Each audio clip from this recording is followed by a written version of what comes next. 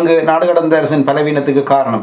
இவர் பலத்தோடு இருந்து செயற்பட்டிருந்தால் வந்தவர்கள் சரியான விதமாக சென்றிருப்பார். எனவே இவரை அதிகமானவர்கள் ஒரு ஒரு ஒரு விதமாக பயன்படுத்தி இருக்கிறார்கள் போன்றுதான் இங்கே தெரிகிறது. அதாவது அந்தந்த பொறுப்புகள் இருந்தவர்கள் தங்களது வயிற்று பிழைப்புக்காக அல்லது தங்களது பதவிகளும் விளம்பரத்துக்காக பிரதமருக்கு ஜால்ரா அடித்துக்கொண்டு தாங்கள் ஏதோ இந்த விடுதலை போராட்டத்தில் பெரிதாக செய்வதாக பீட்டிக்கொண்டு சில முறைகேடான செயற்பாடுகளை செய்து அது இன்று பாரிய பின்விளைவை ஏற்படுத்தி இருக்கிறது. ஏனென்றால் ஒவ்வொரு அமைச்சை நாங்கள் தரம் பிரிப்போமானால் அந்த அமைச்சிலே எது முக்கியமோ அதற்கு முக்கியத்துவம் கொடுக்கப்படாமல் எது முக்கியமில்லையோ அதற்கு முக்கியத்துவம் கொடுத்து மக்களது சக்தி இந்த மக்கள் மீது இவர்களுக்கு கொண்டிருந்த நம்பிக்கையை வீணடிக்கப்பட்டிருக்கிறது. எனவே இதற்கு பின்னால் ஏதோ சக்தி இருக்கிறது போல்தான் தற்போதைய நம்ம ஒரு வாரம் முடிந்து அடுத்த வாரம் நடுப்பகுதியில் நிற்கிறோம்.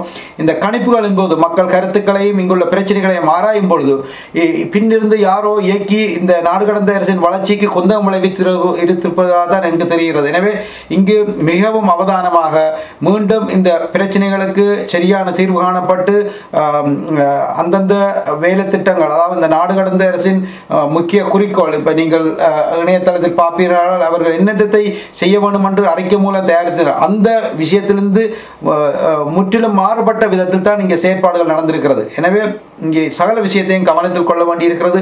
முதலாவது தமிழீழ மக்களது அங்கீகாரத்தை நாங்கள் சரியாக பெற்றுக்கொள்ள வேண்டும். அப்பொழுது மக்களது பங்களிப்பு, அதாவது இந்த முறை தேர்தல் என்றால் மக்கள் மத்தியிலிருந்து புத்திஜீவ கருத்தியல் களமிறங்க வேண்டும்.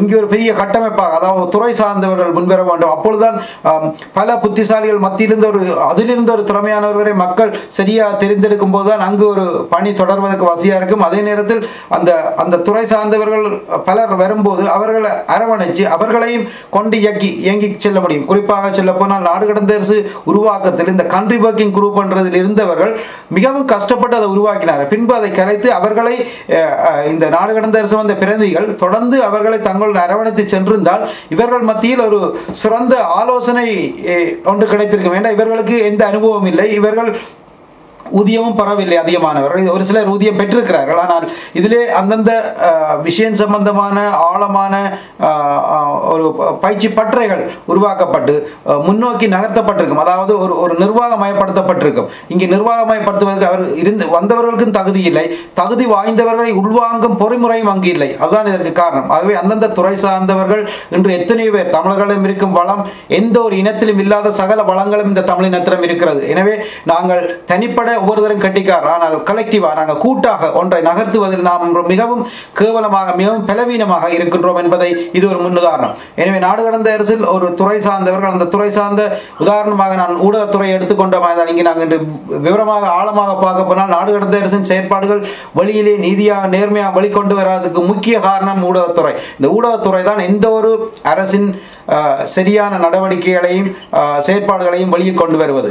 அடுத்து நிதித்துறை. இந்த நிதியை உள்வாங்குவதற்கான, அந்த அரசுக்கான நிதியை கொண்டு வரும் ஒரு பொறிமுறையை கையாண்டு அந்த பொறுமையை சரியாக நடைமுறைப்படுத்தும் திட்டத்துடன் நிதித்துறை இருக்கணும். எனவே இங்கு நிதி இருந்தால்தான் அடுத்த வேலை. இது ரெண்டும் ஊடகத்துறையும் நிதித்துறையும் சமமாக சென்றால் தான் ஏனைய வேலை திட்டங்கள், உதாரணமாக போர்க்குற்ற விசாரணை சம்பந்தமான ஒரு வழக்கு பதிவு செய்வது அல்லது அதுக்கான எக்ஸ்பர்ட், அதாவது தகமை வாய்ந்த வல்லுநர்களை பணிக்கு அமர்த்தி, அதாவது சில வேலை திட்டங்களை நாங்கள் செய்ய முடியாது, அந்த அமைச்சு அதற்கான வல்லுநர்களை பணிக்கு அமர்த்தி அவர்கள் நாடி சில ராஜதந்திர வேலைகளை, அதாவது யார் மூலம் இதை செய்தால் வெற்றி கொள்ள முடியும் அவர்களை நாடி செல்வதற்கான நிதி ஒதுக்கப்பட்டு வேலை திட்டம் முன்னெடுக்கப்பட்டிருக்க வேண்டும். எனவே அந்த நிதி அங்கு சரியாக வழங்கப்படவில்லை. எனவே நிதி அமைச்சு தனது வேலையில் தவறிழைத்திருக்கிறது. எனவே அதற்கு மீளவும் அந்த நிதிக்கான பொறிமுறையை சரியானவர்கள் பொறுப்பேற்று அதை சரியாக முன்னகர்த்தி செல்லணும். குறிப்பாக நாடு கடந்த அரசு உருவாகும் பொழுது இந்த கண்ட்ரி ஒர்க்கிங் குரூப் ஒரு பரந்த திட்டத்துடன் வரும் நாடு கடந்த அரசு இந்த உறுப்பினர்களுக்கு ஒரு நிதி தொகை வாய்ப்பிலிட்டு வங்கியிலிட்டு அவர்களுக்கு ஒரு அலுவலகத்தை நிறுவி கொடுக்கும் சிந்தனைத்தான் அவர்கள் செயற்பட. ஏன்னா அந்த நேரம் அவர்களிடம் அலுவலகம் இருந்தது, நாடு வாரிய அலுவலகம் இருந்தது. குறிப்பாக பிரித்தானியாவில் மிகவும் திறம்பட அலுவலகம், வாராந்த சந்திப்பு தொடர்ந்திருந்தது. இங்கு இவர்கள் பதவியேற்ற பின் மாதாந்த தொடர் சந்திப்பு இருக்கவில்லை.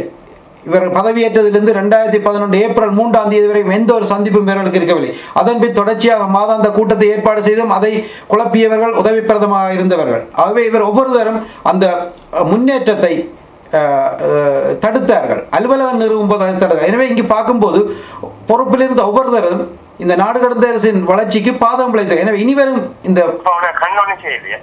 இனிவரும் காலங்களில் சகல விஷயம் முக்கியமான விடயம் என்று, அதாவது தற்பொழுது நான் நாடு வந்த அரசாங்கத்தினுடைய எலெக்ஷன் தேர்தல் கமிட்டியின் அந்த இணைய பக்கம் சென்று பார்த்திருந்த போது ஒரு அதிர்ச்சிகரமான தகவல் அங்கு கிடைத்திருக்கிறது. பாருங்கள், இப்ப முன்னணிந்தது குறிப்பிட்டு தான் நாங்கள் இணையத்தில் போட்டிருக்கோம். அங்கு இப்போதான் வேட்புமனு தாக்கல் சம்பந்தமான விடயம் தான் போடப்பட்டிருக்கிறது. கண்டிக்கட், அதாவது வேட்பாளர்கள் தொடர்பான எந்த விடயமும் காணப்படவில்லை. இரண்டாவது பிரஸ் ரிலீஸ் என்ற விடயத்தில் நாங்கள் உள்ளிருந்து பார்க்கின்ற பொழுது அங்கு ஏமாற்றத்தான் காத்திருக்கிறது. எந்த விதமான, அதாவது இந்த தேர்தல் தொடர்பான அறிக்கையை படித்து காட்டுகிறது. அதாவது குறிப்பிடப்பட்ட தேர்தல் ஊடக அறிக்கை ஆஸ்திரேலியா நாடு 1 அக்டோபர் 2013, வேட்புமனு தாக்கல் அக்டோபர் 2 முதல் 8ஆம் தேதி வரை. நாடாளுமன்ற தமிழ் அரசாங்கத்தின் அரசவையின் தேர்தல் எதிர்வரும் அக்டோபர் மாதம் 26ஆம் நாள் நடைபெறும். நாடாளுமன்ற அரசாங்கத்தின் அரசவை அக்டோபர் 1, 2013 கலைக்கப்பட்டு விட்டது. வேட்பாளர் வேட்புமனு அக்டோபர் 2, 2013 கோரப்படுகிறது. வேட்புமனு தாக்கல் செய்யும் இறுதி நாள் அக்டோபர் 8, 2013 ஆகும். தெளிவாக நிரப்பிய வேட்புமனு பத்திரத்தை கவனிங்கள். தெளிவாக நிரப்பிய வேட்புமனு பத்திரத்தை மூலளிக்கப்படாத பதவி கட்டணத்துடன் ஆஸ்திரேலியா 1000 பின்வரும் முறையில் ஆஸ்திரேலியா தேர்தல் ஆணையத்திற்கு அனுப்பி வைக்கவும்.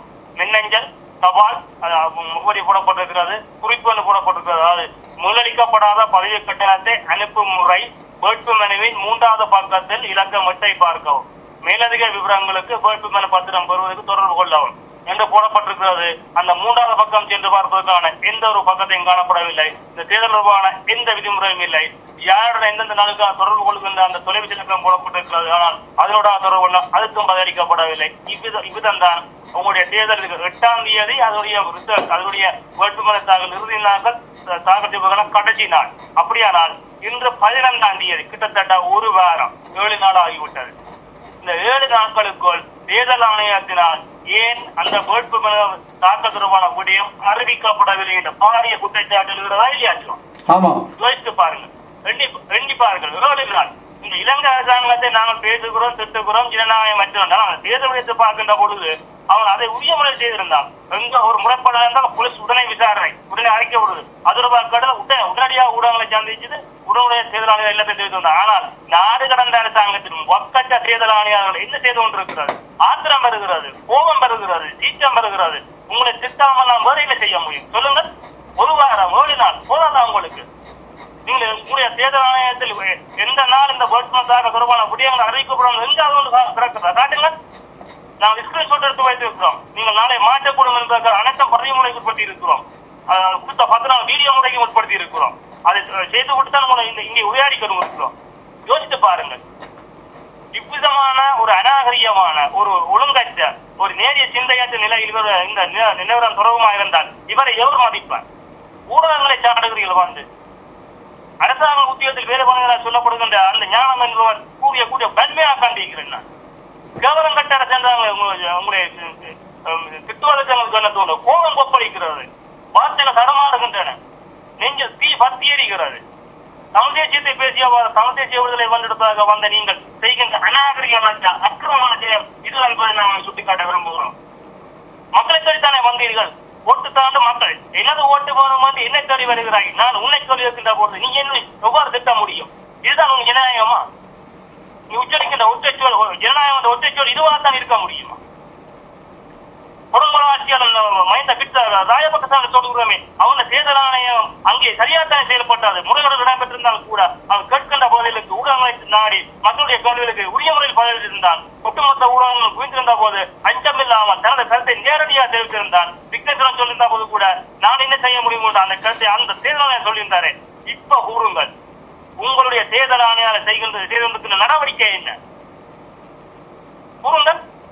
எங்கள் மீது 8ஆம் தேதி வேட்புமனு தாக்கல் கடைசினால் இந்த இணையத்தில் எங்கேயாவது ஒரு இடத்தில் இந்த வேட்புமனு தாக்கல் தொடர்பான விடயங்கள் ஒப்புதல் அறிவிக்கப்படாமல் எங்கேயாவது சுட்டிக்காட்டப்பட்டதா?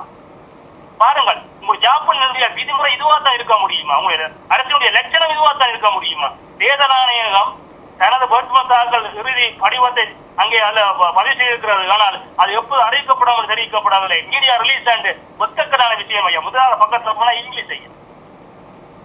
நீ ஆங்கிலேய எனக்கு போராடுறாய் சொல்லு.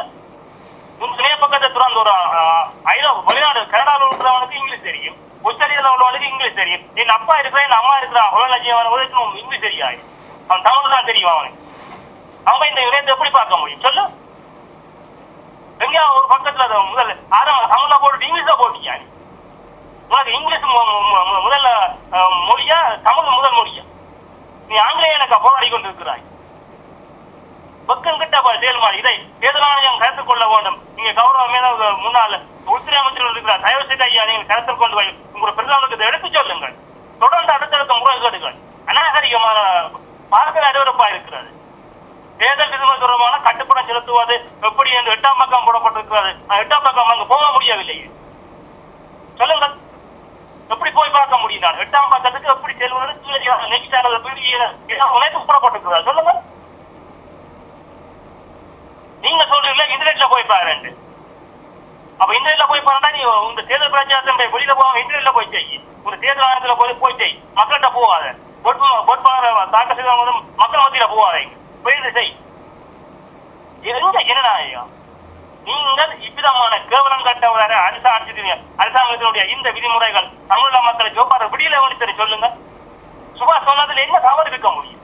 நான் மீண்டும் சுபாவாய் தான் இருக்க பார்க்க உண்மையில் அந்த பொன்மணி தனது மன ஆதாங்கத்துடன் வேதனையுடன் சேவை செய்ய வந்த பொன்மணி மன பிரச்சி சொன்னானே அந்த கருத்து, அந்த பொன்மணி சொன்னானே, அந்த தாய் சொல்லிச்சுது, அந்த தாய் மனம் குங்குறது என்ன குற்றம் இருக்கு அப்படின்னு சொல்லுங்க. உரத்தில் இருக்கக்கூடிய எங்களுக்கு இவ்வளவு கோபம் இருந்தது என்றால் பக்கத்தில் இருந்து ஏதாவது செய்ய வேண்டும் துணித்து அவளுக்கு எவ்வளவு கோபம் வந்திருக்கும். அவள் கோபம் நியாயமானது.